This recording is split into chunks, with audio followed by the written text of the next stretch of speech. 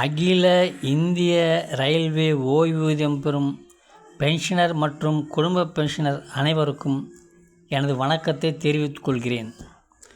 தங்களுக்கு இந்த முக்கிய தகவலை தெரிவிக்க கடமைப்பட்டுள்ளேன். இன்று இந்த பதிவில் தெரிவிக்கும் தகவலை முழுமையாக கடைசி வரை கவனமுடன் கேட்டு மற்ற பென்ஷனர் குடும்பங்களும் பயனடைய ஷேர் செய்து பார்வர்ட் செய்து உதவுமாறு அனைவரையும் இருகரம் கூப்பி பணிவுடன் கேட்டுக்கொள்கிறேன்.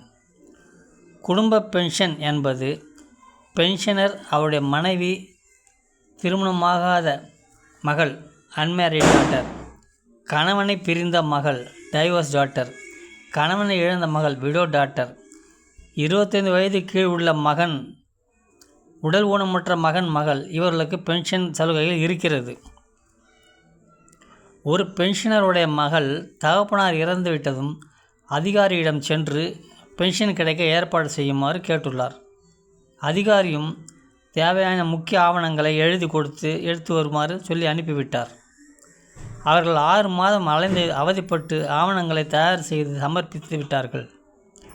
மேலதிகாரியிடம் ஆவணங்கள் எடுத்து சென்ற பிறகு பென்ஷன் கிடைக்க வாய்ப்பு இல்லை, தந்தை தாய் உயிருடன் இருக்கும்போது டைவர்ஸ் வாங்கி இருந்தால்தான் கிடைக்க வாய்ப்பு இருக்கிறது, உங்களுக்கு கிடைக்காது என்று கூறிவிட்டார்கள். உண்மையில் தந்தை தாய் இருக்கும்போதே பிரிந்து கணவனை பிரிந்து வாழ்ந்திருக்கிறார்கள். உயிருடன் இருக்கும்போதே டைவர்ஸுக்கு அப்ளை பண்ணியிருந்தாலும் கிடைத்திருக்கும். இறந்த பிறகு டைவர்ஸ் வாங்கியுள்ளார்கள், கிடைக்கவில்லை. என்ன வயதானாலும் பரவாயில்லை, மெடிக்கல் கார்டில் பெயர் இருக்க வேண்டும். கணவன் இழந்த பிரிந்தோ இருந்தால் ஓய்வூதியரை சார்ந்து இருக்க வேண்டும். வேறு இடங்களில் வேலை செய்தால் 9,000க்கு மேல் சம்பளம் வாங்கினாலும் கிடைக்காது. குடும்ப பென்ஷனருக்கு பிறகு தேவைப்படுபவர்கள் 7வது சம்பள commission pension payment order PPO அதிகாரிடம் வாங்கும்போது PPO ஆதார், பான் கார்டு வங்கி புத்தகத்திலும் அனைத்திலும் பெயர், பிறந்த தேதி ஒரே மாதிரி சரியாக இருக்க வேண்டும்.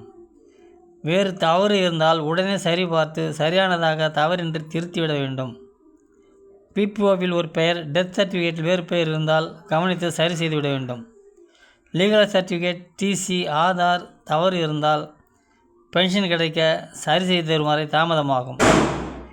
அனைத்து டாக்குமெண்ட்டும் சரியா என கவனித்து சரிபார்த்து சமர்ப்பித்தால் சிரமம் இருக்காது, அனைத்து பணியும் சுலபமாக முடிந்துவிடும். எனவே இதை கவனத்தில் கொண்டு முன்னெச்சரிக்கையுடன் செயல்பட வேண்டும் என தெரிவித்துக் கொள்கிறேன்.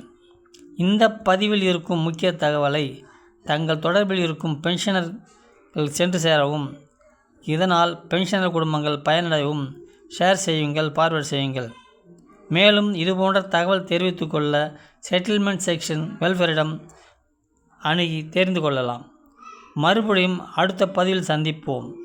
அதுவரை நன்றி கூறி விடைபெறுவது பென்ஷனர்கள் நலனில் அக்கறையுடன் doctor S. Thirunavukkarasu MD, AIRRF SR 35 செயலாளர். வணக்கம்.